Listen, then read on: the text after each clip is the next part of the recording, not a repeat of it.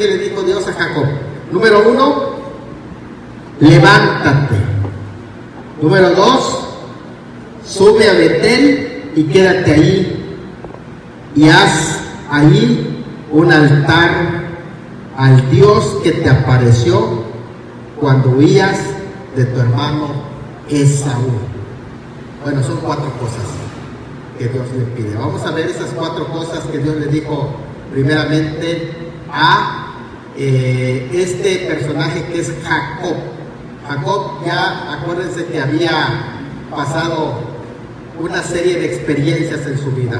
Primero, él había vivido una vida de mentiras, engañando a su padre, engañando a todo mundo. Siempre se le conoce como el engañador Jacob. Precisamente fue cambiado su nombre hasta que tuvo el pleito con el ángel, y el ángel lo derriba, de alguna manera le quita una fuerza en sus pies para que empiece a cojear, y le cambia su nombre y le cambia de Jacob a Israel, que Israel quiere decir príncipe con Dios. Y es allí donde su vida empieza a cambiar. Él prometió en ese encuentro que iba a servir a Dios. Pero ¿qué creen?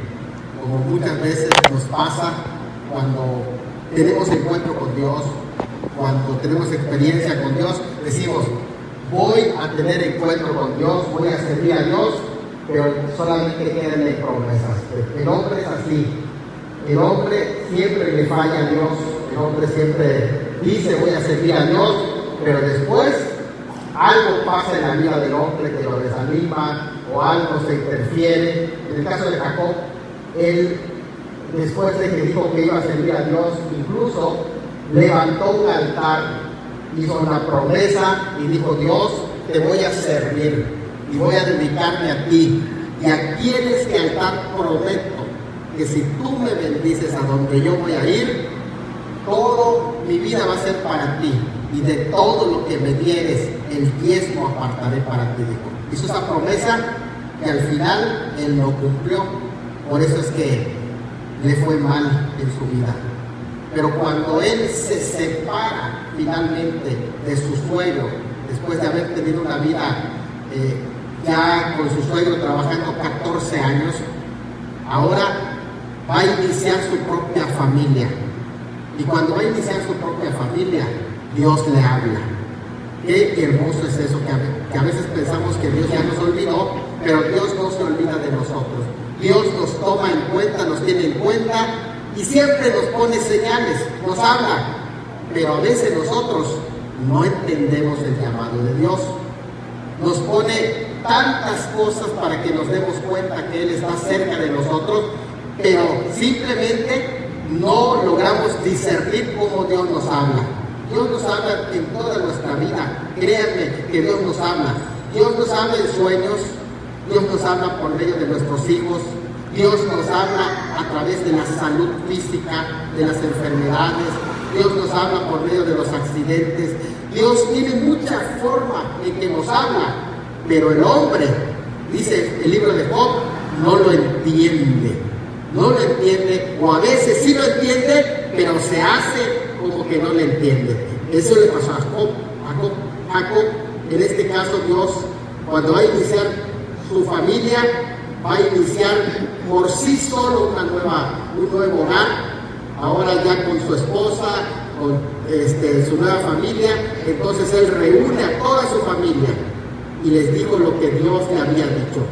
¿Qué es lo que Dios le dijo? Vamos a ver el versículo 1, 4 cosas que Dios le dijo a Jacob. Número 1, le dijo: levántate. ¿Qué le dijo? Levántate. ¿Saben ustedes qué difícil es levantarse cuando uno se cae?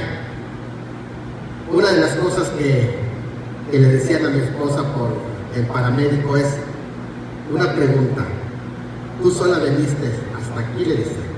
Sí. Entonces te levantaste. Eso dice algo muy importante. Quiere decir que no tienes quebrada la columna, y quiere decir que no tienes fractura. porque si tuvieras fractura o quebrada la columna, no puedes levantarte. En lo espiritual pasa lo mismo. Cuando una persona se cae, es muy difícil que se levante, porque cuando cae espiritualmente, es como cuando se cae físicamente. A veces cuando se cae, trae fracturas. Así es también en lo espiritual. Mucha gente cuando cae, ya no puede levantarse. Por eso Dios le ordena a Jacob, levántate, porque Jacob estaba caído espiritualmente. Va a comenzar una familia, pero ¿cómo va a comenzar una familia si está caído espiritualmente? Por eso Dios le dijo, ¿cómo? Levántate. Levántate. Y esa orden de Dios, cuando te dice levántate, aprovecha a pararte. ¿Sabes por qué? Porque cuando Él manda levántate, todo lo que está dañado se compone. Si estabas dañado de tu columna, de tu pie, cuando Él te dice levántate, obedece, porque en ese momento va a sanar todo tu ser. En ese momento que Él te dice levántate, es porque cuando tú accionas, Él también acciona. Pero si tú te quedas caído, si tú no te quieres levantar, si tú tienes miedo, si tienes muchas vergüenzas de que qué van a decir de ti, tantas cosas que vienen en tu mente, te vas a quedar tirado. Y Satanás, ¿sabes cómo quiere verte? Tirado. Siempre Satanás quiere verte botado para que se burle de ti. Eso es lo que quiere Satanás. Pero Dios le dijo, levántate. Así que si él ya se levantó, no bastaba con levantarse. Lo otro que tenía que hacer era ¿qué? Y sube a Betel. Una vez que te levantes, empieza a subir. Betel no estaba en la llanura, tenía que subir para llegar en la altura donde está Betel. Y no es fácil subir. Déjeme decirle que todos aquellos que conocen los montes, ¿cuántos de ustedes conocen montes donde hay, están inclinados los cerros y empiezas a caminar? Ahí sí que se agita uno. Ahí sí que se hace ejercicio, porque no es fácil subir. Pues la vida espiritual también es así, no es fácil. Cuando te dice sube, requiere de esfuerzo. Subir requiere que prepares tu mente, que tú vas a ascender. Tienes que prepararte. Para subir, tienes que alistarte. Para subir, a veces tienes que ir adecuadamente para subir. De llevar tus tenis o los zapatos más ligeros y quitarte cargas que te impiden subir, porque hay muchas cargas que no te dejan subir, que no te dejan avanzar. Y cuando Dios te dice sube a Betel, porque la palabra Betel, ¿qué quiere decir Betel? ¿Cuántos de los que están aquí saben qué quiere decir Betel? Betel quiere decir casa de Dios y puerta del cielo. Lo que le está diciendo es sube a la casa de Dios, y para ese subir se requiere esfuerzo. Ya te levantaste, pero ahora tienes que hacer un ¿qué? Esfuerzo. Para subir hay que esforzarse, hermanos, y esforzarse es hacer un poquito más de lo que normalmente hacemos, es ponerle más fuerza a lo que hacemos, eso es esforzarse. Y para subir tenemos que esforzarnos. Porque si queremos llegar a la casa de Dios, tienes que vencer todos los obstáculos. La subida es cansada, es facilito bajar, hasta rodando puedes bajar, pero para subir cuesta.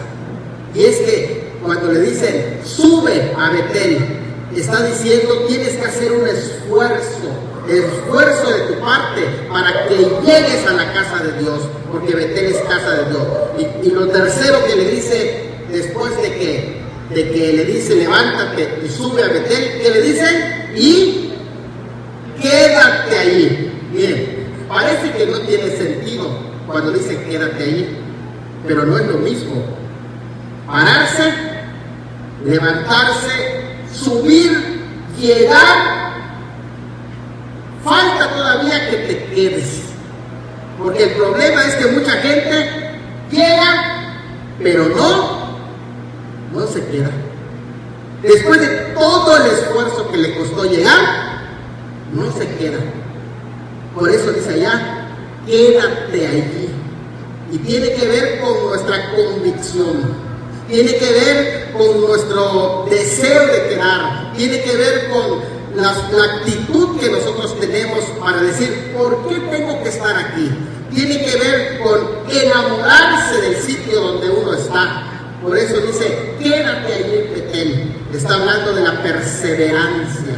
Está hablando de mantenerse firme. Está hablando de que nada te haga desistir. Quédate allí. Y después, lo número 4, ¿qué más le dice Dios? El número 4, que es donde vamos a ir terminando. Y haz allí un altar al Dios que te apareció en Betel, al Dios que te había aparecido cuando huías de tu hermano Esaú. ¿Sabes que ese lugar era importante? Les voy a decir por qué era importante. Ese lugar tenía historia. Era el lugar donde Dios le había hablado años atrás, 14 años atrás, le habían hablado a Jacob por Dios. En ese mismo lugar Dios se le había revelado. En ese mismo lugar, en Betel, 14 años atrás, vio una escalera grande que llegaba de la tierra al cielo. En ese mismo lugar vio que en esa escalera habían ángeles que subían y bajaban, porque ahí estaba la puerta de Dios. En ese lugar fue que Dios le habló y le dijo, no temas porque yo voy a estar contigo. En ese mismo lugar es que Dios había tratado, pero es en ese mismo lugar, 14 años atrás en Betel, que Dios había escuchado la oración de Jacob, que dijo, yo te voy a hacer un voto, que te voy a servir, que no voy a olvidarme de ti, que voy a estar siempre presente, tú vas a estar presente en mi vida. Pero ¿saben qué? A él se le olvidó. Pues Dios lo regresó a ese lugar en Betel y le dijo, quédate allí, porque allí es donde yo quiero que tú ahora levantes un altar, pero que no lo levantes solo. Ahora ya no estás solo, ya no eres un soltero. Ahora lo vas a levantar juntamente con tu familia. Y ese es el momento en el que Dios empieza a tratar con Jacob y le dice, levántame un altar. ¿Para qué es un altar, hermanos? ¿Para qué es? ¿Para qué sirve un altar? Para adorar, para adorar a Dios. Muy bien. ¿Para qué más iba a levantar un altar? Porque es para adorar a Dios. Y por lo tanto, le está diciendo, quiero que construyas un altar y que me aprendas a adorar. Por eso cada uno de los que estamos aquí, tenemos que aprender a adorar a Dios. Tenemos que aprender a cantar. Tenemos que aprender a servir a Dios. ¿Qué más? ¿Para qué es más un altar? ¿Para qué es? ¿Un altar para qué es? ¿Para hablar con Dios? No escuché. Para cantar, muy bien, para cantar alabanzas a Dios, salmos a Dios, hay que aprender salmos. ¿Para qué más? Para la oración, para eso está el altar. Cuando hay necesidad, ahí está el altar. Por eso es importante que levantemos un altar y que como familia sepamos no solo cantar a Dios como familia, orar a Dios como familia. ¿Qué más? ¿Para qué es el altar? ¿Para qué iba a levantar altar? Más, a ver. Para ofrecer sacrificios. Para ofrecer sacrificios a Dios. Darle ofrenda a Dios. Es parte importante, porque es parte de la adoración que le rendimos a Dios. Para esto es el altar también. Y como familia tenemos que enseñar esos principios a nuestros hijos. El principio de la generosidad, de la dadivosidad, del darle a Dios de lo mejor de nuestras vidas. ¿Qué más? ¿Para qué más era el altar? Otra cosa para lo que servía el altar. A ver, otra cosa. Recuerden que... ¿Cómo? Para hablar a los hermanos, también para eso. Sí, eso es muy importante, hermanos. Les voy a decir por qué. Porque cuando venimos en el altar, tiene que haber comunión, tiene que haber salud emocional, Y tienen, escuchen esto importantísimo, lo que dijo el hermano, tienen que cortar todo resentimiento, todo rencor, porque como dice la canción que dice, ¿cómo puedes tú orar? Enojado con tu hermano, porque Dios no escucha esa oración. ¿Cómo vas a decir yo amo a Dios y no amas a tu hermano? Para eso también es el altar, para amarnos. De hecho, cuando se practica la Santa Cena, lo más importante en la Santa Cena es la comunión entre los hermanos, que quiere decir que no se está uno contra otro. Por eso Judas, aunque comió de la cena pascual, no comió de la Santa Cena, porque él comió la cena de la Pascua judía, la comió Judas, y en el bocado de Judas, que no estaba en comunión, sino pensando en traicionar a su maestro, cuando él lo comió, entró Satanás, dice, en él, y se fue. Cuando Judas se fue, Cristo establece la Santa Cena. Ya no estaba Judas.